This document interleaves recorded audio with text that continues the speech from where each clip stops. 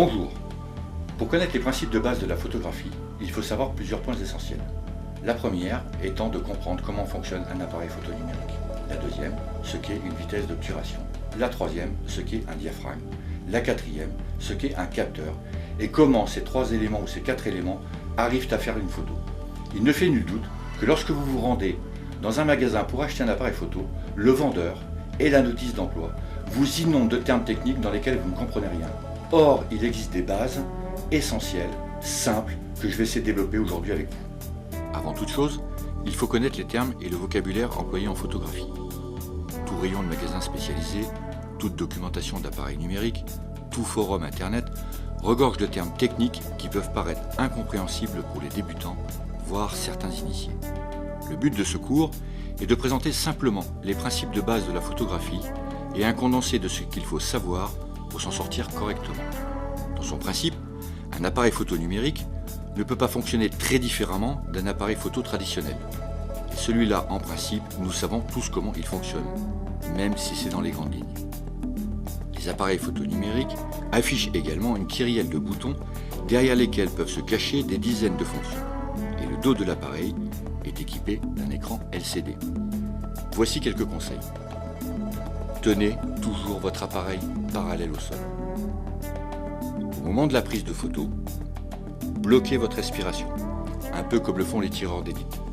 Cela évite de bouger et d'avoir un flou dans l'objectif.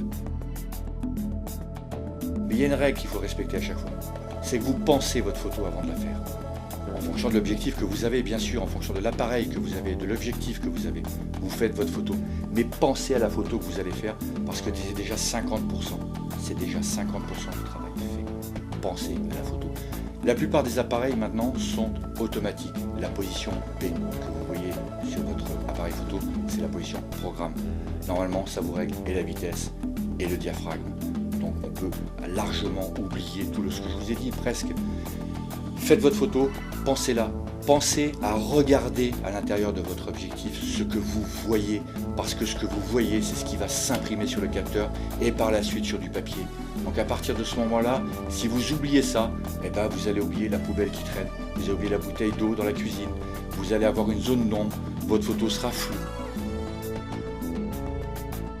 Évitez de prendre des photos avec votre téléphone portable, car les photos ne seront vraiment pas de bonne qualité. La quantité de lumière nécessaire parvenant au capteur dépend de 4 facteurs essentiels. L'ouverture, la vitesse, la sensibilité et le capteur lui-même. Le diaphragme. Parlons du diaphragme. Cette petite bête que vous avez vue tout à l'heure sur un vieil appareil photo. Maintenant, ils se ressemblent tous, c'est exactement la même chose. Que l'appareil soit photo numérique ou avec pellicule, le diaphragme fonctionne toujours de la même manière. Le diaphragme, c'est un peu comme l'œil.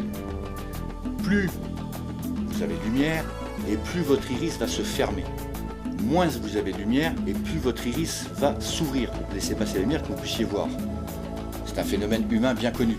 En photo, c'est pareil. Le diaphragme, pour avoir de la lumière, pour laisser rentrer une certaine quantité de lumière à l'intérieur, il faut qu'il y ait une ouverture spécifique. Peu de lumière, vous ouvrez votre diaphragme. Plus de lumière, vous fermez votre diaphragme. Il faut que la bonne quantité rentre à l'intérieur du diaphragme. C'est cette quantité-là qui va déterminer ce qui va rentrer dans le capteur. On pourrait croire que le chiffre 2 est celui où il y a le moins d'ouverture et le chiffre 22 où il y a le plus d'ouverture. Les photographes sont compliqués, c'est l'inverse. Le chiffre 2 correspond à la plus grande ouverture du diaphragme et le chiffre 22, ou au-delà quand ça existe, est le chiffre où il y a le minimum d'ouverture. Et donc inversé. C'est ce qu'il faut arriver à comprendre dans un appareil photo lorsque vous le réglez, c'est que plus l'ouverture est grande dans les chiffres, et moins vous avez de lumière. Plus elle descend dans les chiffres, et plus vous avez de lumière. Parlons du cadrage. Le cadrage est très important. Il sert à mettre le sujet en évidence dans la photo. Une photo bien cadrée est une photo lisible, et le sujet qui est à l'intérieur prend toute son importance. Pour bien cadrer une photo, il existe une règle simple, qui s'appelle la règle d'or.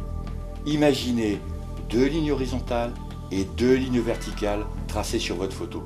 À l'intersection des 4 points doit se situer le sujet principal. Là, votre photo est réussie. Regardons ensemble ces 2 photos. Sur la première photo qui représente une relève de la garde, il y a 2 soldats. Ce sont donc les deux soldats qui sont le sujet essentiel. Ils se situent exactement dans les 4 points d'intersection. Regardons maintenant la deuxième photo. On pourrait penser qu'elle est mal cadrée. Or, regardez bien, le bateau est dans les 2 intersections et la mer que j'ai voulu faire apparaître est également dans les 2 intersections. Pensez à cadrer vos photos, c'est essentiel. Nous allons voir ensemble quelques photos bien cadrées et quelques photos mal cadrées. Les photos valent mieux qu'un long discours. Allons-y. Regardez la première photo. Le parasol est coupé et on voit un bout de bois en bas à gauche qui n'a rien à faire sur cette photo. Prenons la deuxième photo. Bien recadré, le parasol est entier et j'ai retiré personnellement le bout de bois qui me gênait. La photo est beaucoup plus claire et beaucoup plus pure. Pensez également au cadrage horizontal ou vertical. Cela change beaucoup de choses sur une photo. Regardez ces 2 photos. Sur la première, le cadrage est horizontal, c'est-à-dire que votre appareil photo est à plat. On a l'impression que la photo est reposante, la piscine est grande, on voit la mer, on voit l'hôtel au fond. Prenons la deuxième photo. Elle est en verticale, vous avez tourné votre appareil photo comme si vous preniez un portrait. Eh bien regardez l'agressivité de cette photo. On a l'impression que la pointe va vous transpercer. Une maison avec une belle piscine, c'est un atout supplémentaire pour vendre. Profitons-en pour faire une belle photo. Sur la première photo, vous avez tourné votre appareil à la verticale. Regardez comment elle est étroite. Cette pièce est grande. Ça ne ressort pas, on dirait qu'elle fait 20 mètres carrés, alors qu'en fait, elle fait 60 mètres carrés. Regardez cette première photo. Elle est parfaite. Repos, soleil, espace. Ça ressort sur la photo. Regardez la deuxième. Prise en verticale, vous avez encore tourné votre appareil. Regardez cette photo. Au départ, la maison est étroite.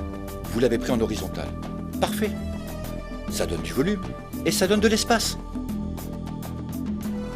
Un long discours, ça ne sert à rien, vaut mieux montrer quelques photos. Je vais vous présenter 4 photos. 4 photos simples. La première, c'est un ULM que j'ai pris en vol depuis un autre ULM. Sur la première photo, vous voyez, l'ULM est rouge. Et regardez bien le fond du décor, c'est-à-dire le sol, la terre, elle est trouble. On ne voit que l'ULM. Je l'ai fait pour 2 raisons. D'abord pour détacher l'ULM du décor. La deuxième, c'est que le décor au sol n'était pas intéressant. Donc, autant prendre cette photo uniquement avec l'ULM. Le regard va se fixer uniquement sur l'ULM. La deuxième photo que vous voyez est beaucoup plus intéressante car il y a une grande profondeur de champ. Regardez bien.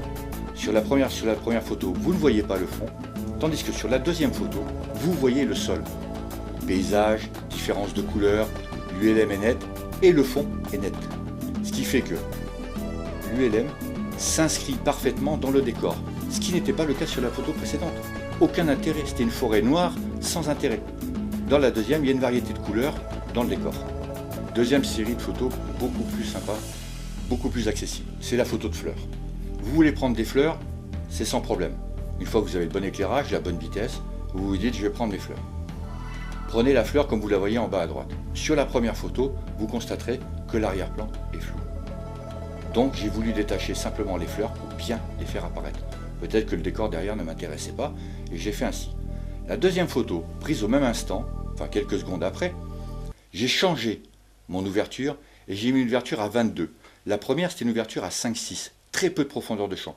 La deuxième est une ouverture à 22 avec la même vitesse, avec une profondeur de champ assez importante. 22 c'est déjà bien. Eh bien regardez sur cette photo, la fleur en bas à droite est nette et le décor qui est derrière, en l'occurrence de la lavande, est net également. J'ai voulu, on peut faire les deux choses. Soit faire ressortir la fleur dans la première photo, ignorer le paysage derrière, soit faire les deux complètement nets. Et ça c'est possible grâce au diaphragme qui s'ouvre et qui se ferme. Également, lorsque vous prenez une photo, pensez à couper votre respiration.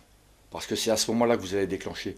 Vous savez, on a souvent comparé les photographes à des militaires. On parle d'armer un appareil photo, on parle de charger un appareil photo, on parle de tirer une photo. C'est pareil pour les militaires. Pensez au moment du tir de la photo à retenir votre respiration, ne serait-ce qu'une seconde au temps de déclencher. Regardons cette dernière photo prise depuis un LM, alors que je survolais Saint-Louis du Sénégal. Regardez bien la photo. Le pilote qui est devant moi est net. On est à 300 mètres d'altitude et la ville de Saint-Louis en dessous est nette. J'en ai fait un poster, tout est net du début à la fin. En l'occurrence, le jour-là, j'ai pris une grande vitesse. Le temps était très ensoleillé, on était midi, donc écrasement de la lumière sur les maisons, automatiquement. J'ai pris une vitesse très importante, de l'ordre du 1/5 millième, avec une ouverture à 22, donc le maximum de la profondeur de champ pour mon appareil photo, ce qui fait que la photo a été rendue nette et je n'ai pas l'écrasement de la lumière dû à la fluidité du soleil à midi. Depuis tout à l'heure, je vous inonde de termes techniques. On a parlé de vitesse. Important la vitesse, non seulement pour régler en fonction du diaphragme, mais aussi sur certains sujets, il vous faut obtenir une vitesse assez importante pour figer la situation. Prenons l'exemple d'une course automobile. Sur la première photo que vous allez voir, j'ai utilisé une vitesse très importante. Je crois que c'est au 500e, la voiture arrive dans un virage, c'est une voiture de course, elle doit rouler à 250 km/h à peu près. Regardez bien, on a l'impression qu'elle est à l'arrêt, la voiture est figée. Le décor derrière est flou, parce que je n'ai pas pris une trop grande profondeur de champ, mais la photo, la voiture est figée. Regardons la deuxième photo. La deuxième photo, j'ai pris une vitesse beaucoup moins importante, en gardant toujours une profondeur de champ un peu légère, de l'ordre de 5-6 si mes souvenirs sont bons, et une vitesse donc beaucoup moins importante. Regardez, les roues tournent, la voiture a une impression de filer derrière, et dans le décor, et dans la voiture. Ce qui fait qu'on voit que la voiture est en mouvement, elle n'est pas figée à l'arrêt. Donc la vitesse est importante. Vous avez une vitesse importante, vous allez figer la situation. Vous avez une vitesse moins importante, la voiture va filer. Le sujet bouge à l'intérieur. Après, il faut savoir jusqu'à quelle mesure on peut aller pour éviter le flou. Et ça, c'est le déclenchement qui vous le dit après. Le choix du point de vue pour prendre une photo est également très important. N'hésitez pas, déplacez-vous, regardez le meilleur angle, baissez-vous, remontez, visez, faites un maximum pour avoir le plus d'angles vus possible et ensuite, tranquillement, vous déclenchez. Ce salon mérite une meilleure photo. Regardez, sur la première photo, on ne voit que le canapé. Le reste de la pièce est complètement ignoré. Sur la deuxième photo, vous avez bougé, vous avez suivi mes conseils, vous êtes parti à droite, à gauche, vous avez estimé qu'à gauche c'était bien. C'est mieux. Conseil de pro, vous avez écouté mes indications, vous êtes passé par-dessus le canapé. On en voit juste un petit bout et c'est largement suffisant. Vous avez gagné de l'espace, de la luminosité, du volume dans cette pièce. Sur cette photo classique de maison par exemple, elle est ratée. On ne voit que le trottoir, que la voiture qui est devant, le voisin qui est à gauche, il n'y a pas de ciel et il y a un camion à droite. Aucun intérêt. Sur cette deuxième prise, vous avez suivi mes conseils, ce qui vous a permis, en vous déplaçant, d'enlever tous les objets polluants. Malheureusement, vous vous êtes approché trop près. Ça n'est pas encore parfait. Dernière photo, vous avez suivi mes conseils de pro, cadrage, luminosité, profondeur, règle d'or, tout a été suivi, le volume et l'espace sont là, vous avez réussi la photo. N'oubliez jamais, avant de prendre une photo, regardez ce que vous allez prendre en photo. Il y a souvent des éléments perturbateurs à l'intérieur qui n'ont rien à voir avec ce que vous voulez photographier. Aussi, n'hésitez pas à nettoyer une photo, à dépolluer une photo avant d'appuyer sur le déclencheur. Cette prise de vue est polluée. Un séchoir, du linge, la pièce est mal rangée, la photo n'est pas vendeuse, la salle à manger n'est pas mise en valeur. Vous avez nettoyé la scène, c'est-à-dire enlever le linge, le sèche-linge et ranger un tout petit peu la pièce. Ça suffit. Vous redéclenchez une photo, voilà ce que ça donne, c'est mieux. Vous êtes parallèle au mur, ça vous donne une impression de volume et d'espace. La photo de la salle à manger est réussie. Pour chaque maison, il y a une photo de la cuisine. La cuisine, c'est la vie de tous les jours. Donc, il y a des éléments perturbateurs. Pour la photo, pas pour la vie de tous les jours. C'est normal que dans une cuisine, on retrouve le plateau de petit déjeuner et une bouteille de ceci ou de cela. Peu importe. Mais lorsque vous allez faire votre photo, pensez à la nettoyer. Mon conseil de pro. Pour nettoyer cette scène, ne demandez pas à la propriétaire de tout ranger dans les placards. Mettez tout dans l'évier. Si ça rentre, c'est parfait, ça ne se verra pas sur la photo. Cette cuisine fait 11 mètres carrés seulement. Vous avez nettoyé, vous avez dépollué, vous avez changé d'angle, vous avez fait une meilleure photo. On a l'impression que cette pièce devient volumineuse, aérée et qu'elle fait au moins 20 mètres carrés. Utilisez systématiquement le flash. Ça vous donne de la luminosité, de la clarté et du piqué sur votre photo. Vous n'avez pas de flash? Ouvrez les portes, ouvrez les fenêtres, mettez la lumière, prenez votre photo et normalement, vous vous en sortirez bien. En extérieur, vous pouvez aussi utiliser le flash. Temps gris, il pleut, vous avez une zone d'ombre devant la maison. N'hésitez pas, déclenchez le flash, ça vous aidera. Vous aurez une meilleure lumière avec ce système. Souvent, quand vous faites une photo à l'intérieur, il y a le soleil qui apparaît dans une fenêtre. Ça vous fait un contre-jour. Très simple pour le contrer. Soit vous mettez un petit coup de flash, ça vous suffit. Ou alors, encore mieux, conseil de pro, vous faites fermer légèrement la fenêtre, ça vous laisse un filet de lumière qui passe, vous utilisez toujours le flash, et en plus, ça vous donne une impression de quiétude et d'ensoleillement en même temps dans la maison. Lorsque vous faites une prise de vue extérieure, n'ayez jamais le soleil en face de vous.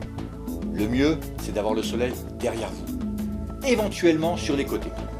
Conseil de pro, vous avez le soleil dans le dos, vous prenez la photo, méfiez-vous des ombres, surtout de la vôtre.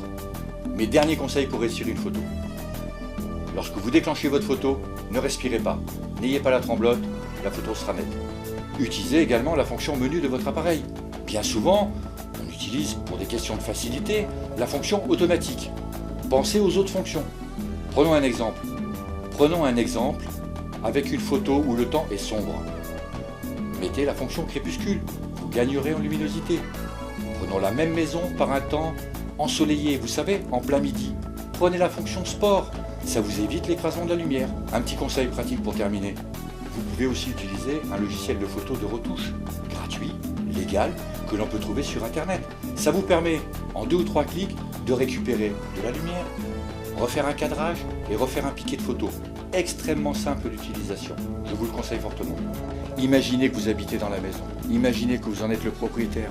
Sachez que la personne qui vend l'appartement ou qui vend la maison est fière de sa maison, certes, mais vous voyez les défauts que lui ne voit plus puisqu'il y habite tous les jours.